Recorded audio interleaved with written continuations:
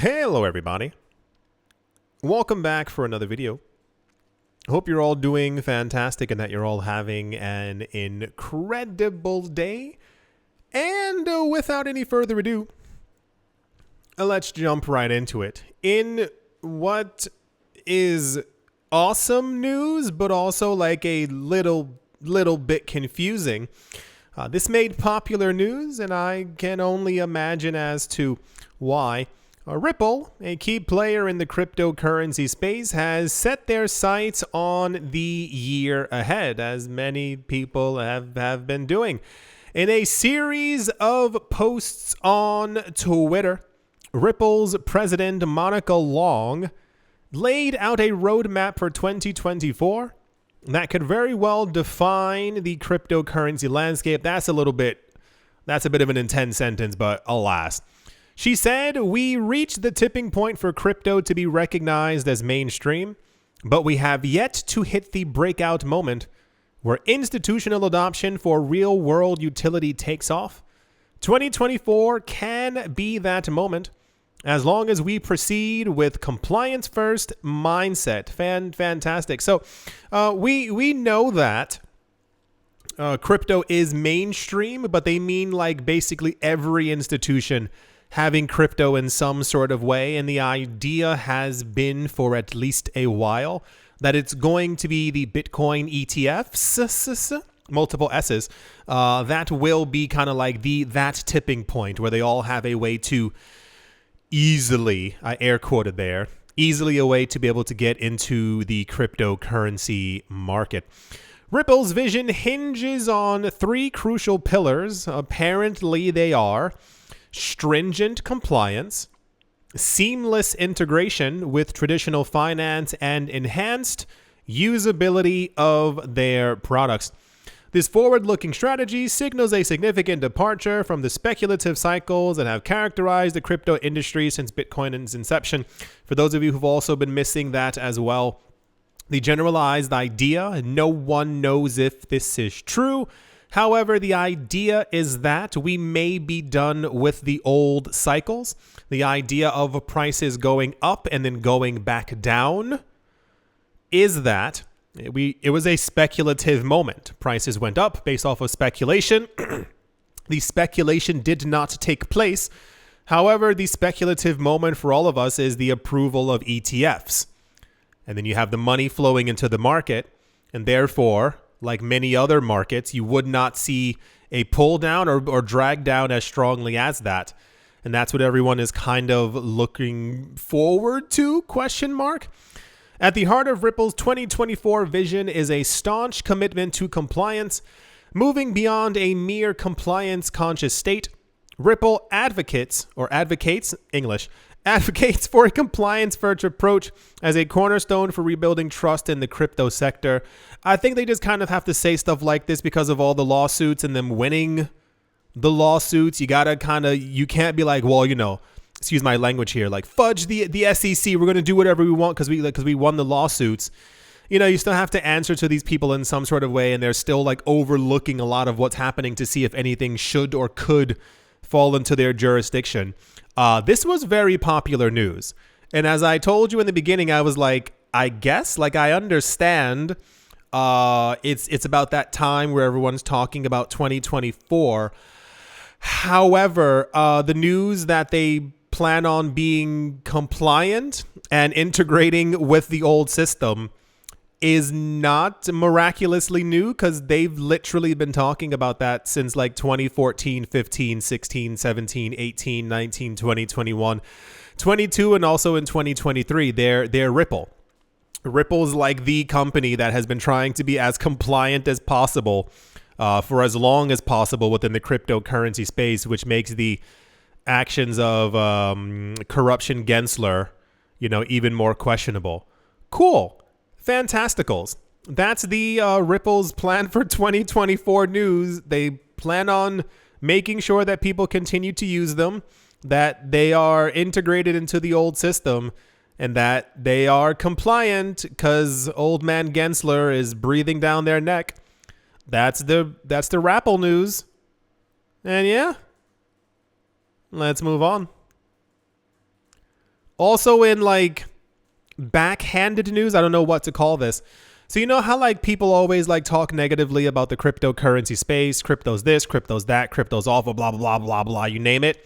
And then at some point everyone turns around and they go, oh, no, no, no, no, not crypto. I meant crypto. That's what's bad. What's really good is Bitcoin. You know, that kind of thing. They always find out at some point that crypto's not like for maniacs. The recent success of digital assets has made many opponents change their stance. And one of them seems to be the publication known as The Economist, which went from previously claiming that Bitcoin and other altcoins were too volatile and that they were a haven for illegal operations. Now they're calling Bitcoin a useful diversifier for your portfolio.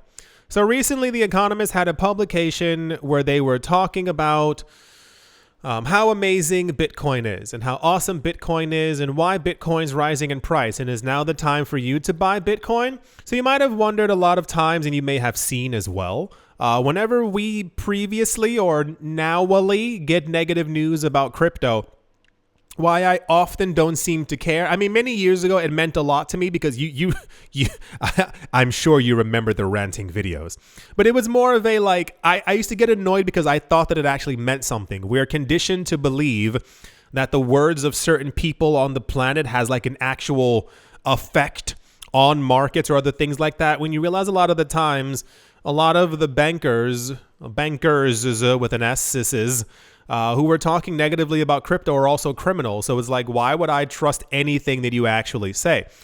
And then you have a lot of news publications out there who are also usually, I don't know about The Economist, however, a lot of other news publications are also usually owned by the same bankers who are saying negative stuff about crypto. So they will release information in the news talking about how terrible crypto is, how awful it is. This is why I also didn't listen to guy he's like 9,000. Warren Buffett, that guy. Well, I never listened to him either because it's like you made your money in the traditional sector. So of course, some new economic, thing that comes up, you are not going to pay attention to it or call it terrible or awful because you have no way of like actively making money in that space. Anyway, so yeah, The Economist came out and said that Bitcoin is incredible. It is a useful diversifier. I can only assume this is because people behind the scenes who are working for The Economist probably also have crypto now as well. I would assume the owner of The Economist also has crypto, and you can't have them writing negative articles because you own it now. So it has to all be just completely honky-dory and everything has to be good and everyone has to be smiling, even though for a number of years, many news publications and millionaires and billionaires and countries and institutions only talked negatively about Bitcoin and cryptocurrencies when they knew that they were actively accumulating it. And that's usually my problem with it. If you hate Bitcoin and don't like it, cool. Well, stand on that side of the room. I don't want to talk to you. But if you did it just to simply lie to people, well, that's a gigantic problem because you are essentially knocking out hundreds of millions of billions of people who could have had fragments of Bitcoin and in the future become rich, relatively wealthy, had enough money to, do what they wanted to do in the future. But yeah, here's the actual article in question right now for those of you not looking at the screen. It says why Bitcoin is up by almost 150% this year. It says introducing the cockroach theory of crypto. Haha, very very interesting. A number of years ago, the idea was that Bitcoin was gone. It was over every time the price fell. And there's multiple websites that will show you what is it called?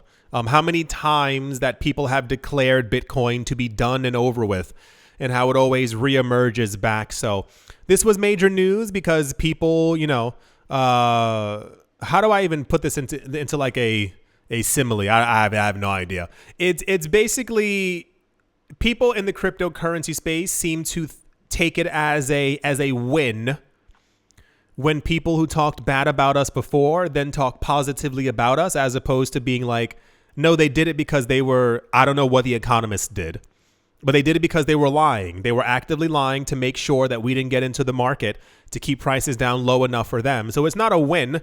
It's just more of they were always into crypto. Anyway, that's the Economist news. Fantastic. I would have never ever guessed that that was going to be a thing. And yeah, let's move on. Also you know what? Sure, why not? Everyone deserves something.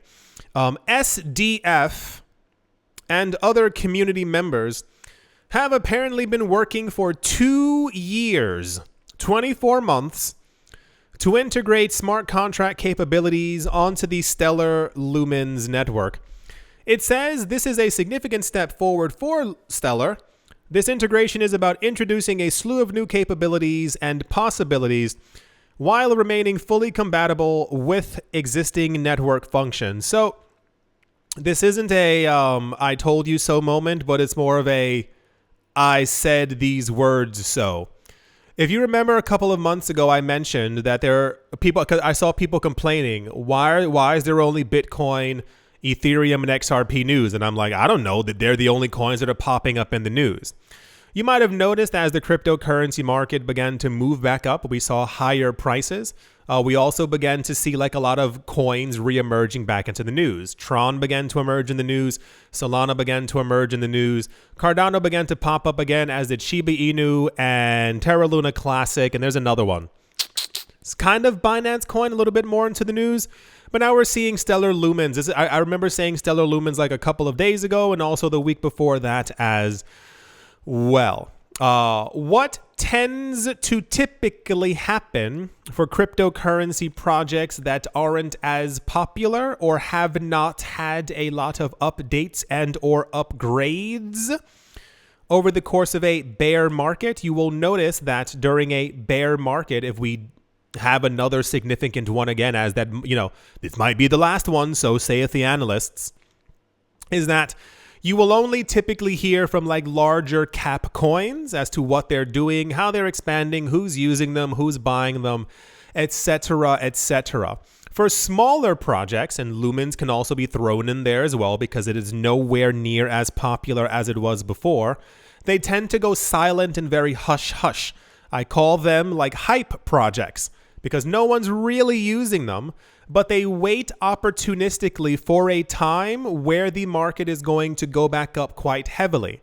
It is usually the months before we actually get to a halving. You make sure that everyone knows that you're still around and that you have developments and or have been developing, and they're going to come out soon. There's never usually sometimes an exact date or exact time, but we will hear maybe Q1, potentially Q2, sometime over the course of 2024. And they do that because usually they have all of this stuff ready and have been probably prepared for quite some time.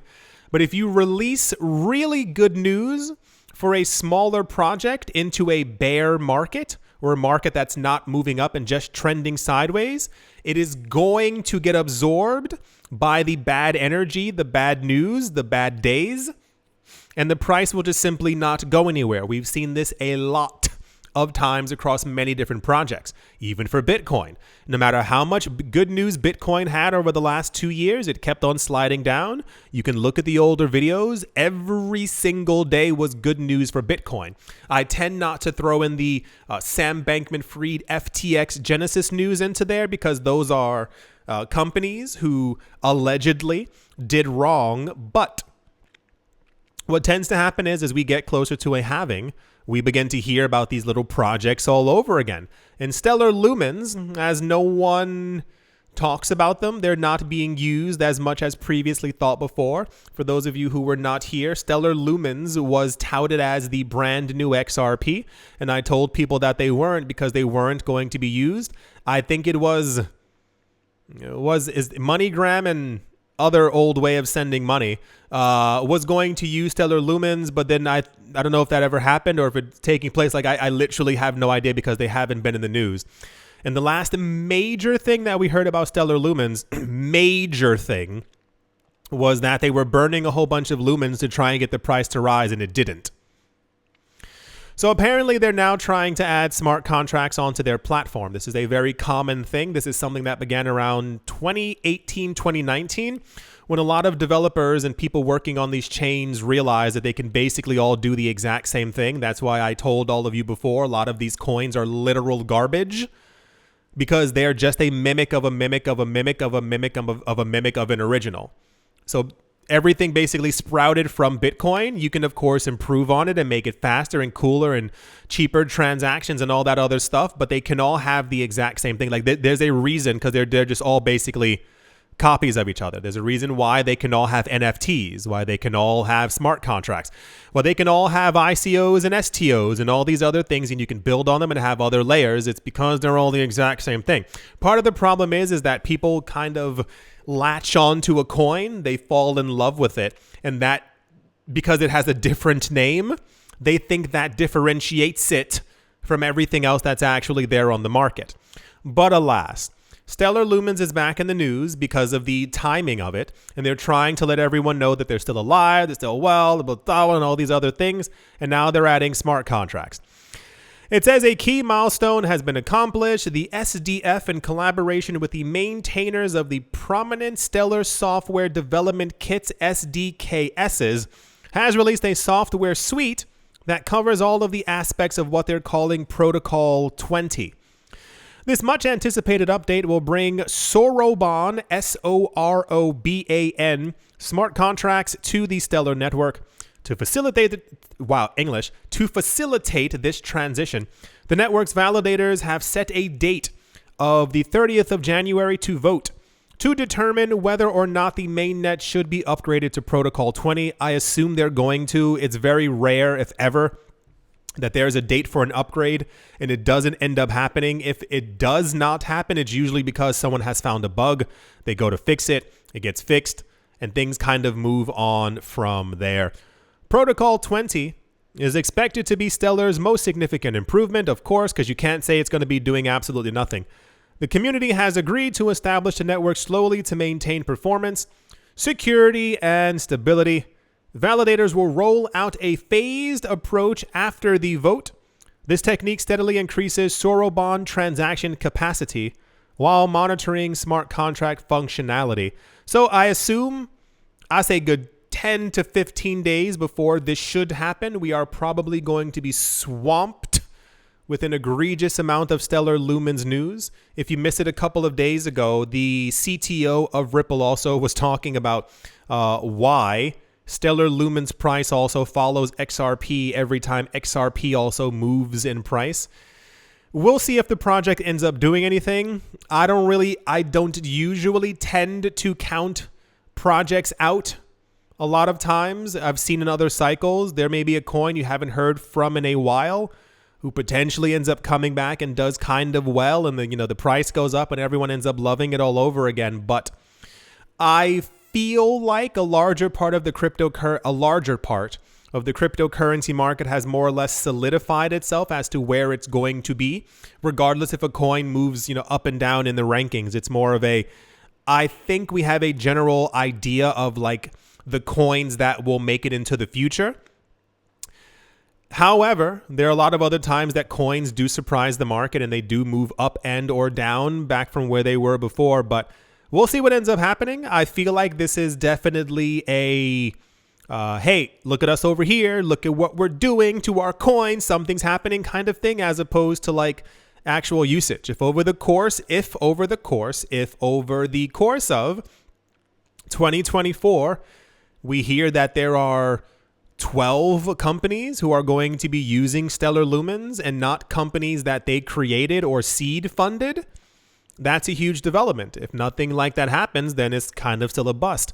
If we hear that there are going to be 3 or 4 different countries who are going to be using their chain for central bank digital currencies, of course, that's a major, rise to the top. But as of right now, Stellar and a bunch of other coins are kind of, I don't want to call them ghost projects because there are people working on them, but they're never in the news. They're nowhere near as prominent as Bitcoin, Ethereum, or XRP. And then after that, you have the Cardanos, the Shiba Inus, What's the other coin that's always in the news? Not Terra Luna, but like there's another one, and not Solana either. There's like another coin. I guess maybe Binance coin. So you have like the C and D tier announcement coins, but once again, you know, coins have surprised us before. Dogecoin went from number like 9,000. It wasn't 9,000 to wherever it is now on the list. So yeah, I do think that that's going to do it for this video. I do sincerely hope that you have all enjoyed. I hope that you all have been having a great holiday season, have found some time to take some time off, to relax yourself, to do something nice for yourself. I know it sounds cheesy, but I usually love this time of year because of all the terrible movies that end up coming on. Watch them with a friend, invite someone over, like literally like Google, like what are the worst Christmas movies? Invite people over, get some snacks and have a really fun time. Make sure to laugh, make sure to have fun. I know the cryptocurrency market can be very strenuous and tiring and all that other stuff, but you have to also remember to make sure to like help yourself and to also like do something that's good. The market will go up. No need to stress about it. I mean, as far as what we've seen before in other cycles, but yeah, take some time off for yourself as well and make sure to relax. Thank you all once again for watching, listening, liking, commenting, and or supporting.